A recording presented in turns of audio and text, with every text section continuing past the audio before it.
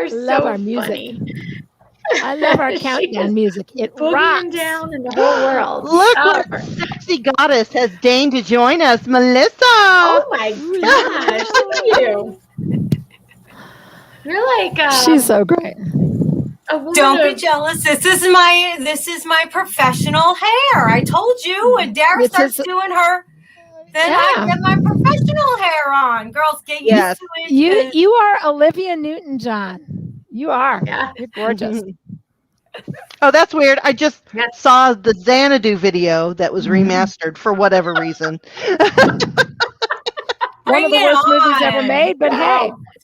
One of the worst. Disco roller skating? How much more fun can you have? Right? A little more than disco roller skating. Come on. I'm just saying.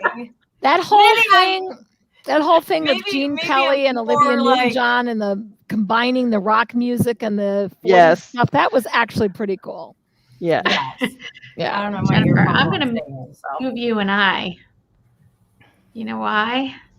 There, that way we can see because I've got the white ceiling there. There, perfect. Thank you. Yay, all right. Welcome everyone. July 5th. We are the Pet Pro Educators and we've got a good showing tonight. So first, everyone who's new, watching in the future, watching coming up, give stream permission through Facebook so we can see your names in the comments. We do not want to just see Facebook user. We'd like to call out your name. We are live on 9 different platforms, so you might not see the questions that are being asked that we are answering, but we will answer all those questions and yell out. So shout out, tell us where you're at. Where have you been here before? If you're new, let us know, keep us posted. And tonight I wanted to start off with going back because we are halfway through the year. We've been doing this now for 14, 15 months ourselves. So back in January, we started with a whole new breakout of having a topic and working through that topic over the month. And our first one was goals.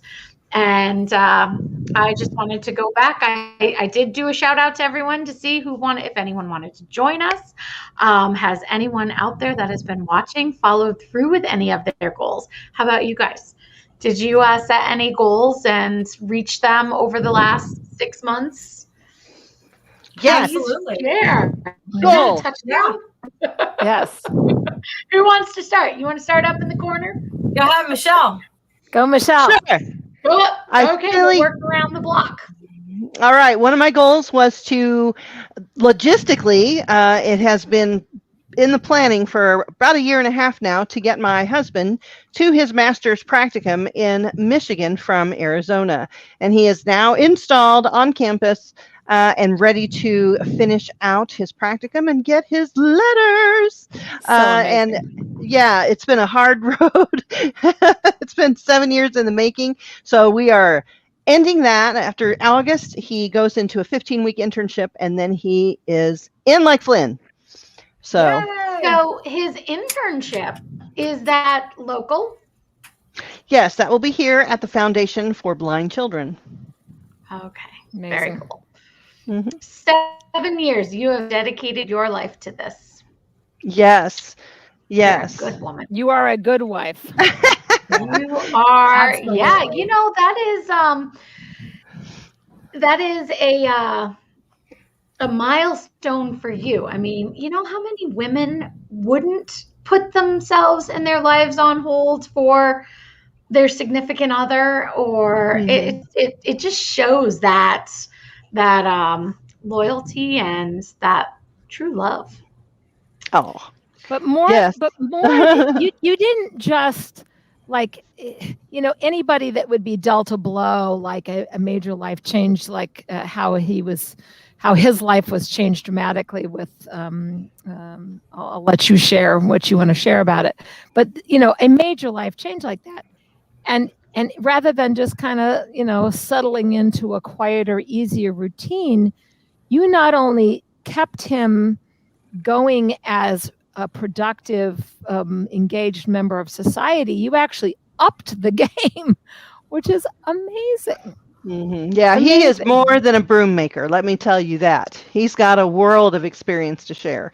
And Michelle, I don't know if anybody gets that analogy. I got it right away because as a kid, I remember that. The broom makers and the pencil sellers. Yes. And the pencil, right. But I think those are something that used to be your only option if you were, legally if you were blind. Yeah. He is NLP blind, which means no light perception. So he's completely and totally profoundly blind. And that is such a small percentage of even the blind population. Usually when you meet people, even if their eyes are damaged, they still have some light perception or shadow or some sight.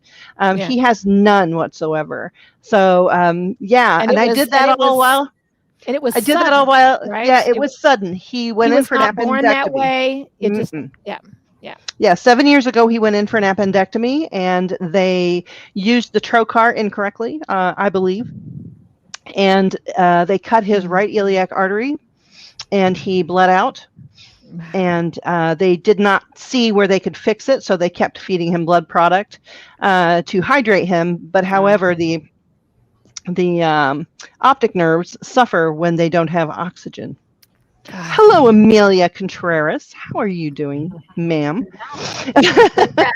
I'm going to jump over into the comments unless you have some more to talk about with that or any other questions here. Nope, that was my huge accomplishment while finishing my own master program for groomers. I do have one more question, but I want to just shout out to Cherry, who said it was a small goal, but she decreased her number of days per week by increasing the number of dogs from 6 to 8. So she has better work-life balance. That's wonderful. Any goal. That's a huge goal, though. That is. That's a big one. That's taken on 2 extra dogs a day, which is a longer work day every day. So it's taxing on your body, depending on how old you are. I don't know how old you are. I know for me, I don't want to do 6 to 8 dogs a day. I don't want to do any anymore. But don't downplay Michelle, your goals. Yeah, no, that's great. Yeah. Don't downplay your goals. Not to groom. My goal is not to groom. Yeah, that is my biggest goal. That's been my goal for 5 years. It's been on and off again for 5 years. Michelle, did you have any professional goals, or was this just so consuming that this was just the focus, and now you have done a lot with school? Yes, I did take a pause in my professional career. It was kind of through COVID, but even before that, I pulled back on speaking engagements. I pulled back on a lot of projects that I had in the works. However, my one huge goal was to finish, complete, and have graduates from my master esthetician. And I have that. I have accomplished my goal for this year. However, I am going to still pursue writing a book on therapeutics, and I am going to collab with the illustrious Jennifer Bishop Jenkins and do a therapeutic layover of her 15-coat type chart. So that will come either with a therapeutic on it, and then I'd like to put a bug in your. I want to do maybe some product selection too. And maybe perhaps we can do it by ingredient, and then they can figure the brand out for themselves. And that's really how I like to teach. And if you know the ingredients, you are brand free, or you can encompass all brands and find what it is that you're looking for. Right. Amelia says she just recently switched from working in a salon to mobile, and she loves it, and she's making more money. And I think that's a goal that you've been working on for 12 years or some such. She's been working a long time in a salon, and she is more appropriate. Amelia is the groomer that I did a ride along with. Those of you who are following me on Facebook. Oh, when you were with your sister? Yeah, she is amazing. This is a really super crisp groomer that has transitioned over to mobile and really is thriving. So kudos to you, Amelia. Yeah. Now, I've heard that a lot from people that go to mobile, that they work less hard for more money. That's a pretty nice thing. And I love Lisa Herbold. Yay, my school partner, Lisa Herbold. She says that she was going to finish your program, Michelle. That's great. I'm not taking on anything that ambitious until after my mom passes, because she's in hospice care and living with me now.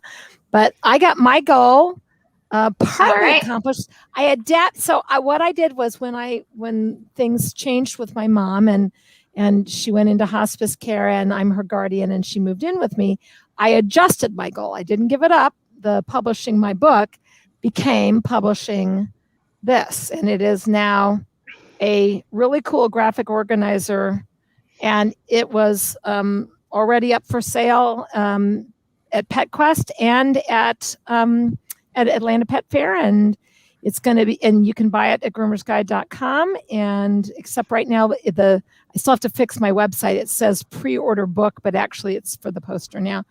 But it's, I love that it's not only that little adjustment I had to make in my goal turned out to still be so helpful to so many people, and is inspiring somebody as amazing as Michelle Knowles, who is like my mentor of all things. I stand humbly at your feet. The fact that you could take this tool and do an overlay for therapeutics and aesthetics on it. Wow, how cool is that? And so, Michelle, I can tell you this news, and everybody can hear this all at the same time. So, Adrian Smith, the color king from Pooch Perfect, he's going to do a color overlay on the Groomer's Guide poster. Isn't that amazing? Wonderful. Yeah, that is very cool. So, wow. Look what you've started. I know. Yeah. The overlays are going to be this thick. The world loves a good graphic organizer. Oh, yes. Yeah. Yes, it does. Absolutely. Yes, it does. No, I think that is a really special chart, simply because I have been trying to teach that setup in my brain, but you have made it coalesce into reality, and I really, really love it. I love everything about it. That is exactly how I divide it up in my head. We've worked together on the tree before, but you have taken it to new heights, lady, and we really appreciate that. That's going to be so helpful. People don't understand how significant this chart is, but they will once they understand how to use it. The way you read it is that this applies to everything. Everything under here applies to the hair types. Everything under here applies to the fur types. Then it's got all of the medical and genetic and product information. And then in the blue is groupings of coat types, and in the light purple is the actual coat types. And then descriptors with breed examples. There's the key, color key, and what it all means. That's an amazing chart. That is a really good chart. And you can actually just quick glance at it, and it tells you in short. It doesn't tell you everything. You still have to wait for the book on that. But everybody already, I think, knows a lot. Once you identify the coat type, I think people know now which direction to take their grooms. So I think it is helpful. And I'm with you, Lisa. Hugely helpful. My other goal is to open a school with Lisa Herbold. Yes, the Illinois Academy of Pet Grooming is going to happen. Yes. So yay. Good for you, Jennifer. You've had a lot on your plate also.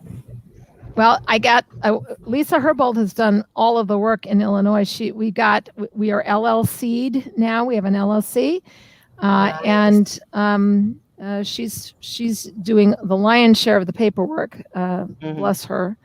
So I'm excited about that too. So it is. I just think that it's a teachable moment, that when you have a goal and sometimes life throws something major at you, to just, tweak it a little bit, but don't give up on it. Right. Right. Absolutely. I 100% agree. My whole goal list had to shift and morph and change. I came back from New Hampshire and working with Dara out there, and came back with a suitcase full of ideas and all sorts of things that were going to happen. And I had some complications going on health-wise, and I went back to see my surgeon, and I kind of got news that I wasn't real happy with. And so I basically was told that I'm no longer allowed to be on my feet for 8 hours a day. I'm no longer allowed to lift more than 15 pounds. And that's at a complete and utter maximum. It's not like I can pick up 15 pounds all day long. And so I was basically told at, how old am I? 54, that 20 plus years of doing this, I can't do it anymore. And to find something else to do. And so one of the goals that was on my goal sheet when Dara first started this was to work on my branding and get my branding set and out there, and to really try to build a following for the stuff that I'm passionate about educating. And so that's basically what I've been working on all that time. And it's coming along, and I'm eternally grateful for some amazing women in this industry that have said, hey, Mary Aquendo, for one, she said to me, hey, come over here, I'm doing this. Do you want to try this with me? And I mean, for me to be in, first of all, for me to be in the group with you ladies is a huge coup for me. I feel like odd man out all the time. I'm always not that you make me feel like that, but that's just my stuff. But it's just me. I don't, I'm not supposed to be there with them. But it's the same thing with Mary and Angie and everybody else that has been involved with Mary's stuff. And so I felt like they pulled the rug out from underneath me. But I also feel like a big part of it is that, I was just showered blessings in a different way. That was my big thing. So I love your branding. I love the look of your branding. It's adorable. Well, what's wonderful about it is that really is Melissa. Yeah, it really is her. If you know her at all, that embodies who she is. The glasses, the earrings, the pink hair, and the cute little. Oh my gosh, that's Melissa. I actually do have pink hair to match this one, but But no, I really, really had to take a very hard look at what's important to me and what I need to put time into, and also about spending time with my husband and family and those kinds of things. And so my goals morphed and changed, but I also took inspiration from Jennifer. I actually have 2 charts coming out for the what I'm working on for massage, which are the compassionate touch points for pet groomers. So those are basically the acupoints on dogs and cats that you can utilize when you're grooming them. Awesome. So when you're bathing them, and those will be available through my website very soon. This coming week, I have the meeting with the printer. So that's great. Those are coming, and I'm just trying to still put together everything to get the massage course up for the whole Pet Grooming Academy, which is just very laborious in the filming. So, but it is coming. I'm also, absolutely. And I'm also working on the aromatherapy as well, and the feline.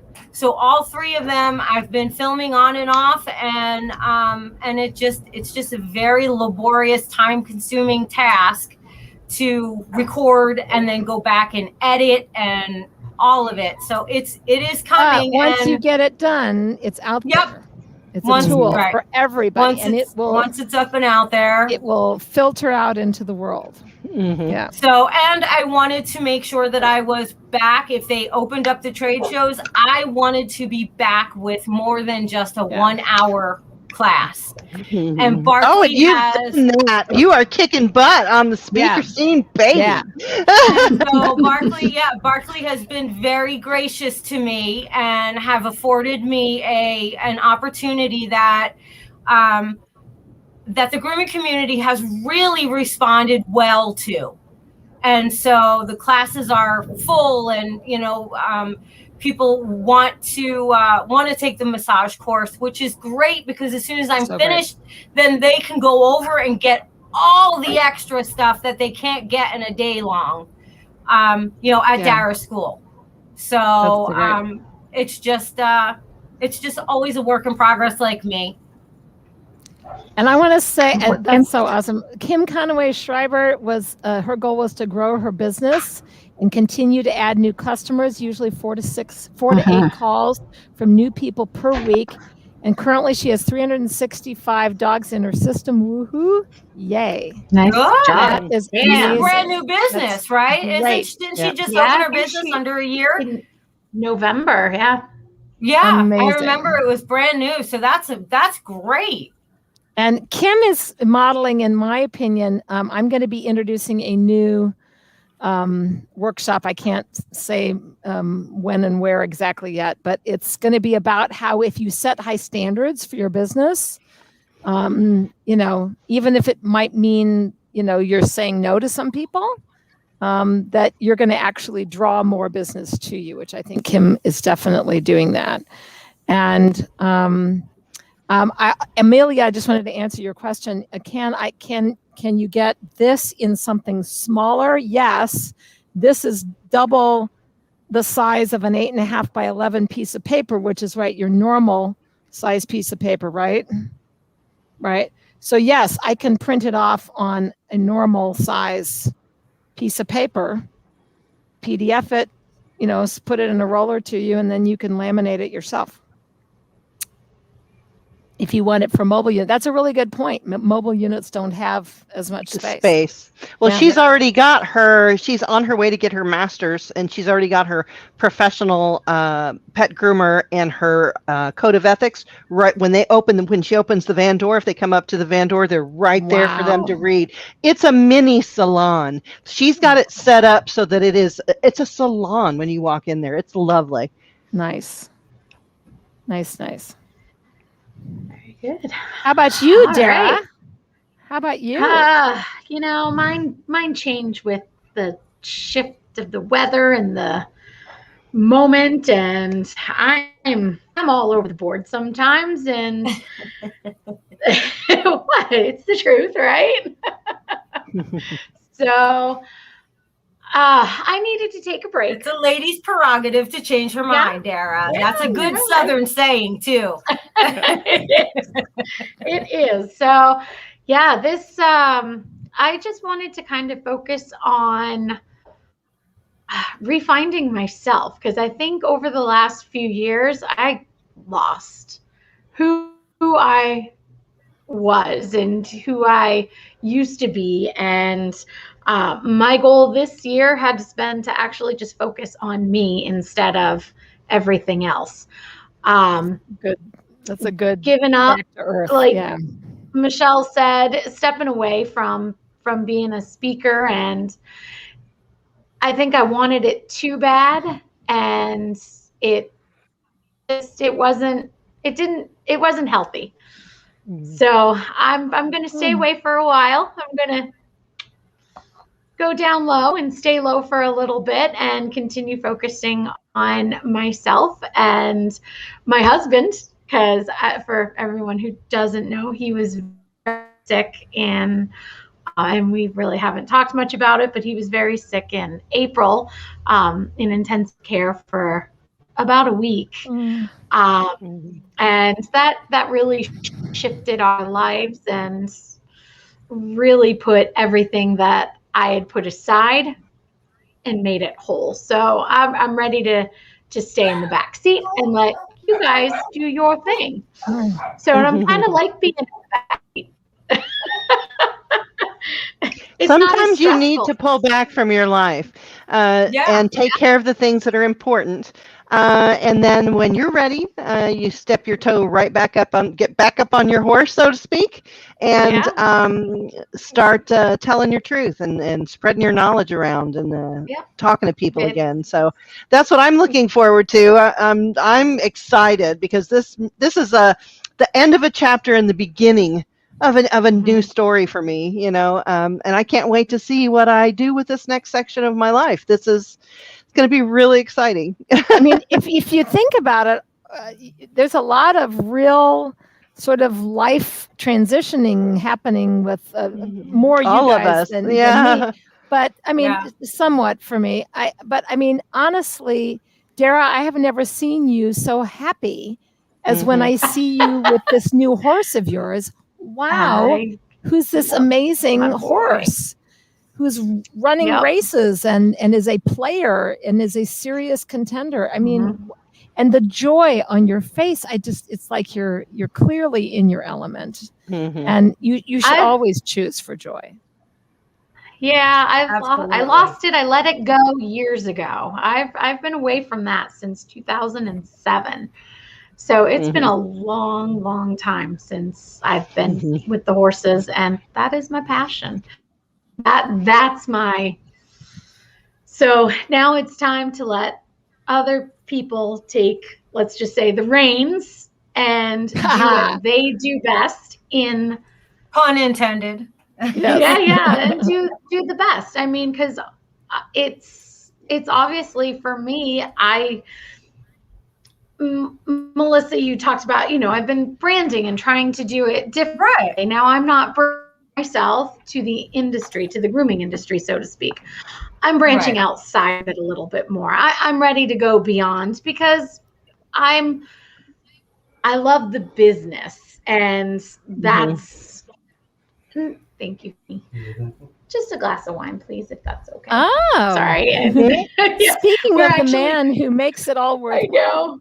Yes, we're leaving. He's off tomorrow because we're going to Delaware to see that boy run on Wednesday. So but exciting. Yeah, it's branding different, and I don't need the presents. There are so I have such a great team in place right now with you guys on the online presence with me, and Lori at the shop taking the reins there and running it and putting it there. I've got a great team. I mean, Chrissy has come such a long way, and you know, it's nice to have and be able to walk away. Though I've still been grooming because, like everybody else, we're short-staffed. There's more dogs. There's and I think part of this, it's gonna come down. I think this high right now for the industry is going to taper back down. It can't stay like this. I want to ask, why do you think that? Because I actually think it's going to go farther. Yeah. And I'll tell you why. Because you have to do the math. Okay. People bought a dog, mostly puppies. According to this research that I did for the Groomer to Groomer article on the pandemic puppy phenomenon, I got 4 different statistical sources, and American Pet Products Association, American Veterinary Medical, the Wall Street Journal, and Statistica, which is a consumer statistics gathering organization. Sorry about the loud dog in the background. And they are all saying anywhere between 24 to 30% more dogs in the United States now than there were 10 months ago. A quarter to a third more dogs in the United States than 10 months ago. What? Wow. And dogs live what? At least 10 years, right? 10 to 15, 10 let's say. to 15. Yeah. Yeah. Well, I think the reason I see that is because I don't know, the way my business mind runs is everything has its high and the low. It's going to be a roller coaster. Not everybody is keeping those dogs. And it's just the pattern of purchasing and getting dogs is going to slow down. That's what I'm saying. Yeah, I don't think that the rise is going to continue. I just think that the new higher number of dog owners is pretty much in it to stay. Yes, some of them were rescues, some of them got returned, but most of them were purchases by breeders. But if you think about it, though, we were understaffed in the industry before COVID. Now, COVID is responsible for a huge swell of dog ownership and cat ownership and hedgehog ownership and everything else because they were at home. They wanted a companion. Here we are. Now we are grossly understaffed in the industry. Everyone I know is hiring and no one is turning in applications. So I don't know what that's about. I was just about to say that. Everyone I know is hiring. And that's why the answer is that they have to train. Inquiries for the school. Yeah. But people don't want to do this job, Jennifer. That is where the problem you're right. is. Hiring that's true. Hiring is a problem. And very, very little pay, which is what we're trying to change by having what you said, this higher level of pay structure and more opportunities. But that's not going to come in 10 years. That's going to come in 20 and 30 years. I don't know. I think that supply, we're still in economics. You know, the laws of supply and demand are going to drive the prices up. And when I realize that I work in a high end of the economic spectrum, the houses around my shop are, in the, $1 million house price range in the north suburbs of Chicago. But, it's a more diverse community around me within 20 minutes of me than you might imagine. And people drive to my shop from Chicago, for that matter. And the fact is that I've raised my prices. I'm not exorbitant, but I'm able to. I had to raise my prices because my costs gone up too. But supply and demand, people need to raise their prices now. They need to raise their prices. If you, groomer listening, have not raised your prices, raise your prices.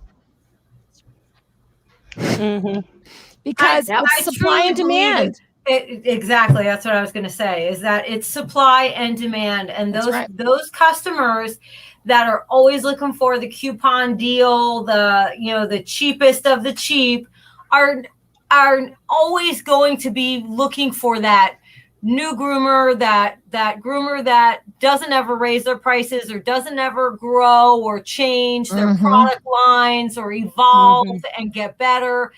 Think about that.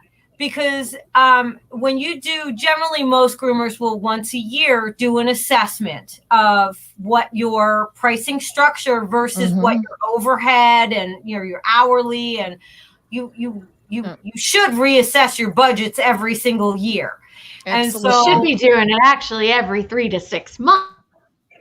Right, but we're talking about most of us as groomers, and most of us are running our own business, and we're, you know what I mean? So it's painful to do it once a year, let alone every 3 to 6 months. Right. So I'm happy with once a year and then little adjustments throughout the year.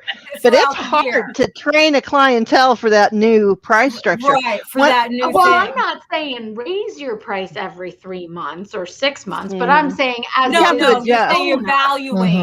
Right. You should be evaluating and know your top dollar and your bottom dollar per hour. I'm not just raising my prices. Now I've done a price increase and it wasn't huge, but $5 out of every, I just went up $5 for every cut, pretty much on the small end, and on the larger end, $10 for every cut.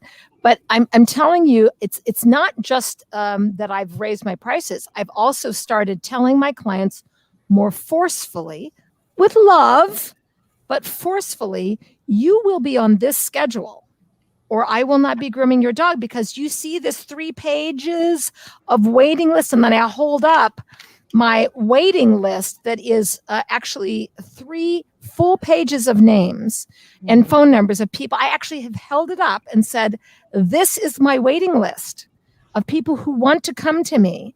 And I don't have time to demat your dog that you're only willing to bring in every 10 weeks. You're coming every 4, 5, or 6. This is the schedule I'm putting you on. It's, and this is why I can only do this much. I can't do more. And it's not that I don't love you and that I don't want to continue having you here. I do. I want you more than ever. But and I'm prioritizing you over these new people. All these pages of clients. Yes, but this is what you must do to keep me as your groomer. Otherwise, I'm going to have to make some decisions. And I'm being fairly forceful about it. And people are going, okay, yes, I'll do it. Really. Mm-hmm. But I think that's what Dara is going to talk about tonight is to create a culture and, within your shop, within this community, and that's one of the things as business owners that we need to, even if you're by yourself, part of that culture that you have to create is to create boundaries of what you are going to allow within your business and what your business practices are and, all that kind of stuff. And that's, most of us as groomers are very empathetic human beings. And so we feel, yes, most. I said the word most, Dara. I know. I didn't say all of us. So. Okay. But overall, we have that issue where we feel so deeply for the people and the animal that we allow them to manipulate us in ways that are not good for our business. And then that does not create a culture of abundance or success or the ability to move forward, because Mrs. Smith can only pay $35 and she can only come every 6 months with her matted Pomeranians. And so at some point we have to say these are my rules for my services. And if you run your own shop and you have groomers under you that you're managing, then they also have to agree with those rules as employees. And they can't let the clients also affect the culture of the shop. Like Jennifer very clearly outlines anytime you talk to her that she sets her clients on a specific schedule. And that is the culture of her shop, that those clients understand that they don't get a preference like, oh, okay, you went 10 weeks instead of 8 weeks. Oh, we'll just, still charge you this cheaper price because you've been coming here for 10 years. No, it doesn't work like that. It's like anything else. You don't pay your car payment, they come and take your car away. That's right. That's right. If you're not good for your service people, you lose that respect, and you should demand that.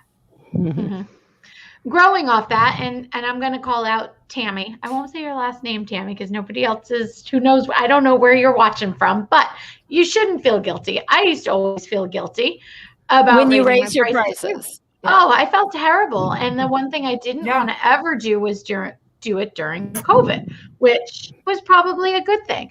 But I will also say, I'm going to follow up with one of, I don't want to say it was a goal, but let me just say, because I had posted earlier in the write-up that I've seen a lot of changes in myself and come to some realizations of who and what I am, and have been able to finally call out my faults where I thought I was better than what I actually was.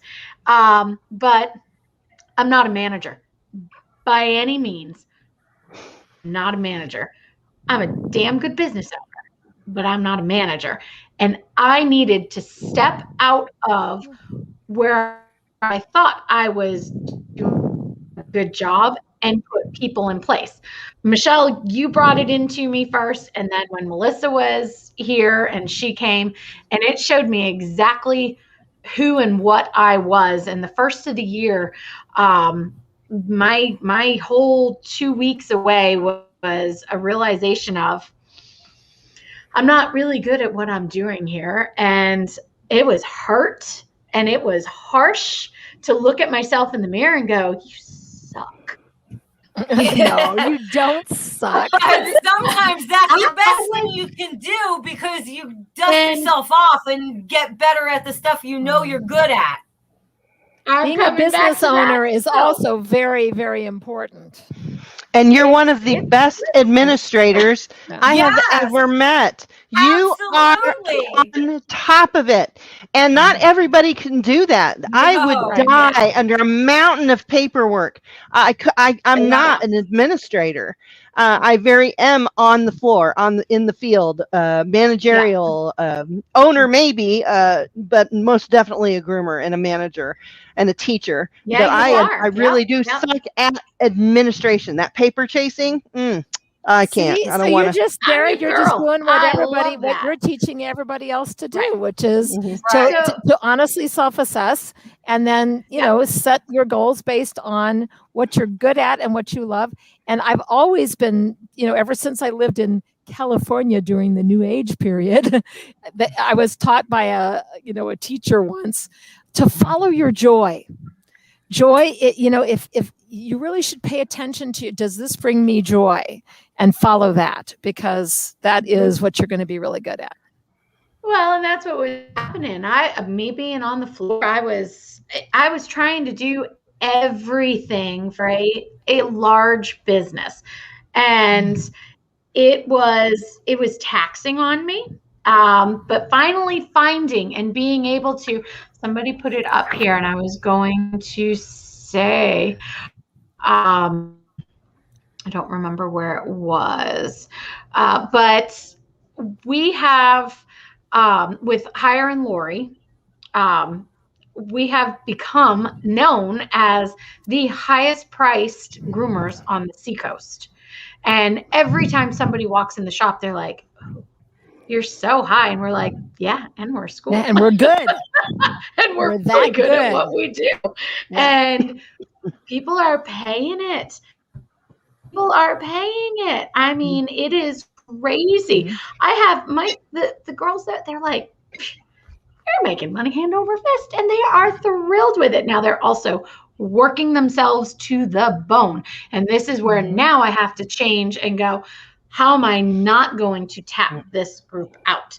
Because I am pushing them beyond their capabilities and their mental strengths right now. So now I have to figure out how to change this. So being part of and stepping back and allowing a manager to do their job, and hiring a bookkeeper full-time, and hiring somebody to do all the jobs that I was trying to do has allowed me to get back to my admin work and do that well, because it was suffering tremendously come March. And I don't know if you remember, but I was in a bad frame because I could not keep up with anything. It was just I think your biggest issue is that it's very hard for you to delegate.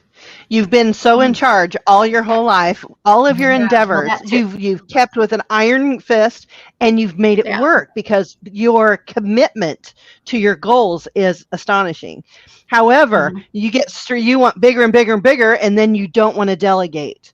You don't want to do it. Yeah. Well, I mean, a lot of us don't want to let go. But I've learned to. Right? Yeah. Delegating is very important. Absolutely. Because people want to share the burden. You have to allow them to share that burden. Yeah. Which was hiring people, but finding people to teach the proper way of doing certain things to enhance the school, because I'm not a know-it-all of everything. I know the business, but I don't know the skin and coat like you. I don't know the canine science and the coat textures like Jennifer. And I'm not Melissa with her holistic, and we'll throw Latifah in there, the animal communication. I mean, I can't do everything. Nobody can, and nobody can expect one person to continue doing in one business. And it's hard. I'm saying to all the business owners that are watching right now, I was back in there going, I can continue to do it. I never want to give it up. And it was the hardest thing in the world to give up that, those pieces. And to allow somebody else to make the mistakes.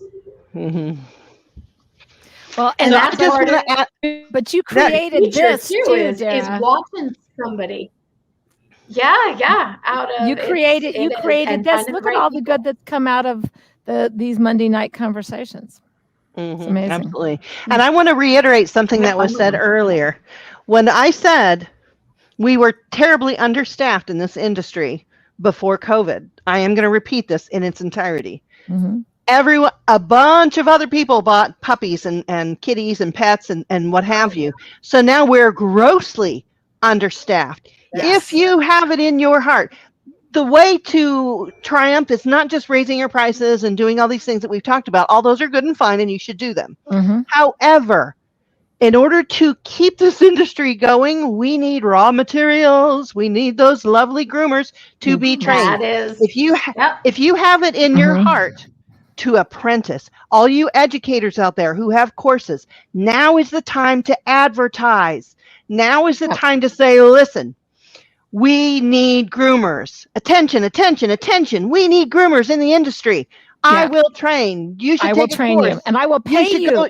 I'm advertising that I will pay them while I train them. Yes. And that's what I used to do. Well, you have to. I'm going to take. I'm going to take your challenge one step farther, Michelle. I'm going to put a number to this, and I'm going to say that every groomer who is over 45, who has some years of experience and has got this down. If you're over 40, 45 and you've been grooming for a while and you know what you're doing, commit to this industry that has given you so much. Give back one person to replace you and one person to grow the industry. Teach two people. Commit to finding and training 2 new groomers. So 1 to replace you and 1 extra. At the very least in your one career, if you do that and do it well, you will have given back to the industry twofold. Well, I'm putting that out there. Yeah. Challenge given. I just got word back that schools. Oh, well, that's what I was going to say is I just got word back from the trade school that I work with that the state of Arizona does not see, because I work as an independent contractor with a CAVIT, the Central Arizona Vocation Institute of Technology, through their veterinary technician course. And so these kids are juniors and seniors. It's a 2-year program, and they come in to learn how to be vet techs when they graduate high school. And they can go right into a veterinary technician job. And so a lot of the kids are interested in grooming, and many of them are in very rural areas. And so they come from all over Central Arizona. Unfortunately, our state does not see pet grooming as a viable career choice, right? A trade. They do not see it as such. So unfortunately, they will not allow them to give me a program. You know what I mean? Like to say, here you go. And that's the downside of us not being a credentialed, regulated, licensed industry, which we must become. We must. Absolutely. People who've been fighting groomer licensing and stuff, no. We need to climb on board and lead the effort to create this, because this gives us professional status.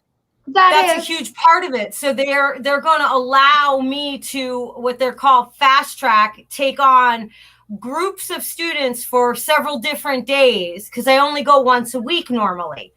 Now I'll go back for several days and work with those students on grooming, even though they're still in the vet tech program. So they still get their funding and they're still, getting that, because I presented them with everything I could find on the industry and how we are so depleted. And the state supervisor said, okay. And groomers make more. Groomers make more than vet techs. Absolutely. And so I was really proud of it. That was a very proud moment for me as a groomer to say, look, we are viable. This is a viable choice, to go into. And so again, back into Dara's whole thing, we need to create this culture that we are not backroom butchers. where the curtains are closed and it's a big secret what we do. Yeah. And states need to start taking, notice and saying, hey, these are educated people. These are people that are learning and bettering. My shop is very transparent. My shop is very transparent. And I have I invite people back in to come and stand, and hold their dog or come and take a tour of the facility or whatever. And it's so I'm hoping to work with the other. There's two more. There's Cavett that I work with, and then there's Evit, which is the East Valley, and then they have one for the North Valley as well. So Lisa Herbold made a really good point that she makes more money as a groomer than she did as a vet tech ever. Yeah, I got some news for you, Lisa. Groomers can make easily more money than the veterinarians do. And I can name right now 10 groomers I know that make more in a year than does the average veterinarian. If they manage their money right, because that's another big issue. So they saved it all.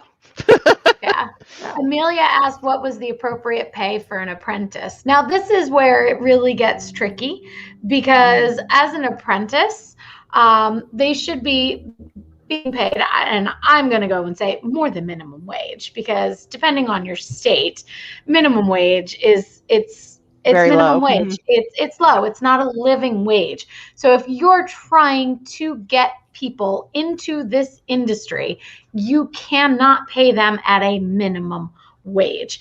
And you have to be teaching them something. It's not just, here's a dog, sign a contract, I'm teaching you, and start washing and bathing dogs and not actually teach them. So if you're going to do it, you have to set up right. And it is difficult to do, but there are ways to be able to utilize the online programs that other schools have. And there are ways to utilize all the other platforms that are being used as homework for your apprentices to be able to have homework, because that's part of it. It's not just the doing, it's also the internal knowledge, which is what I think the foundational forget. Yeah, there's a foundation that you have to lay before you start even handling animals. Zoonotics, behavior, what tools do you use, what are they for, a little knowledge about product application and products and ingredients themselves. All those are foundational to being even a bather. So that's something you might consider when you're apprenticing. There are several schools online, hint, hint, wink, wink, that can give you those little foundational classes so that your groomer. I wasn't really just trying to pitch our school guys, but I'm giving them an opportunity to know that we have that. If you have somebody that wants to apprentice, there are a myriad available online courses for them to get that book knowledge, to get that learning on before they come into your salon, or in tandem at the same time, so that they can be studying zoonotics, behavior, product application, and things of that nature before they, while they're starting to learn how to handle dogs. What do the different textures feel like? What is a real professional bath as opposed to, I bathe my own dogs at home.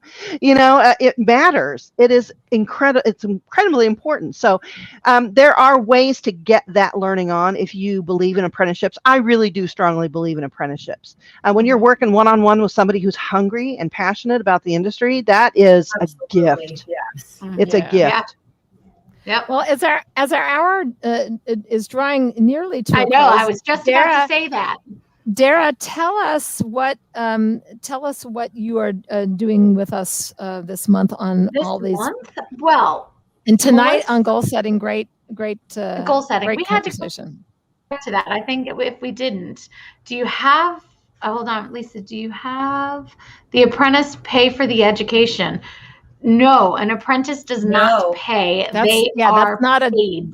Okay, listen to this. Yes, listen to this. You're paying them a living wage. but they're bringing in you're finishing so many more dogs than you could by yourself, because they're learning how to rough in, they're learning how to bathe, to do the nails, to do the nail trims. So eventually the seesaw will tip in your favor, and then you have an employee who knows how you do things, who knows how to do it, who gets a table, and then she's obligated or he is obligated to have so many grooms per table. But Lisa, that's very different than what you and I are going to do, which is open a real vocational school, which there is definitely a place for too. Different. Yeah. Right. If somebody's paying tuition for that education, they are expecting to have value at the end of that. An apprenticeship is different. So they're not going to be getting the full overall that they would get going to in a school. Yes. Right. And an apprentice can expect to apprentice for a year or two before they're really going to be able to fly solo. Yeah. And students in a school are going to pay so that when they leave in a few months, they're going to actually be ready to start working. Right. Yeah. Yeah. So all right. So this month we are continuing on with rock solid culture, which is what I've been working up towards the entire month as part of my goals. So it kind of fell right into place that this happened on month 6. And the funny thing, it wasn't even planned that way. So that was pretty good. But perfect anyway. I know. So give me just a second here. Let me go in, and I will post this before next week.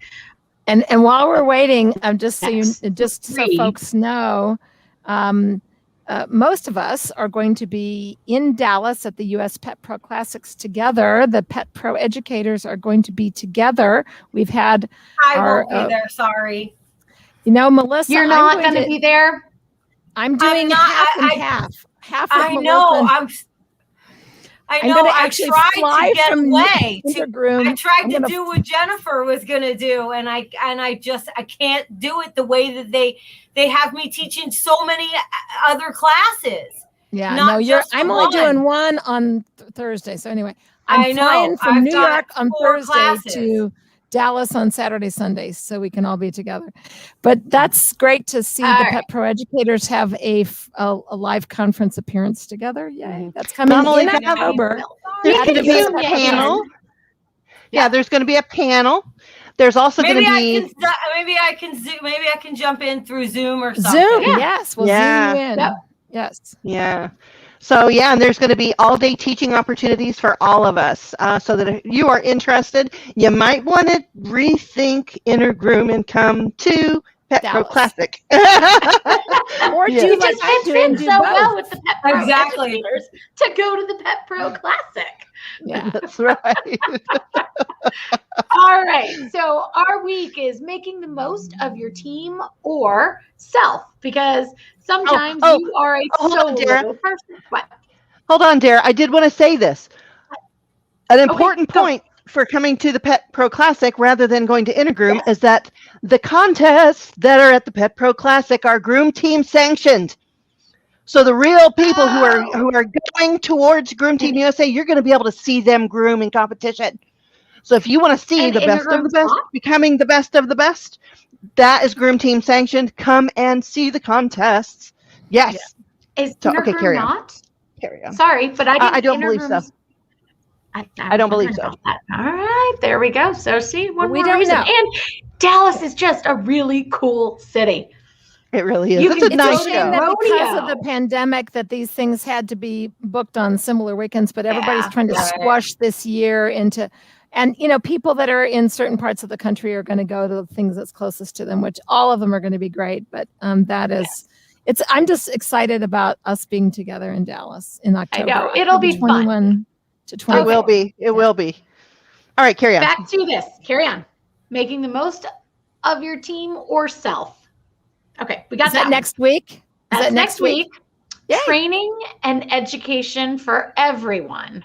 Now, that could be a little bit more embellished on what we were talking about. It could also be a little bit more about how you as a business owner help your team get better ahead. And then rights and duties of employees and employers. That's going to be really good. I'm going to as an employer have certain, so it's kind of nice that we've got you and I as owners, and then Michelle and Melissa managers, and so it's kind of nice to have this. I've actually written the protocol on all of those things because I train owners and managers as well. So yeah, that's juicy. I love that one the best. I know. I'm so excited about this. So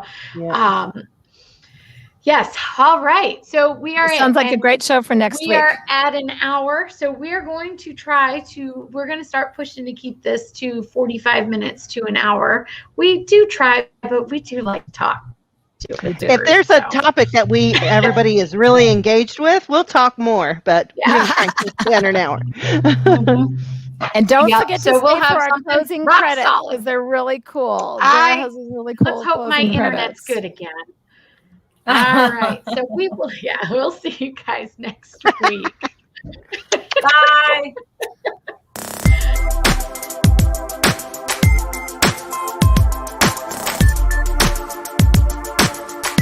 I feel like I need maracas.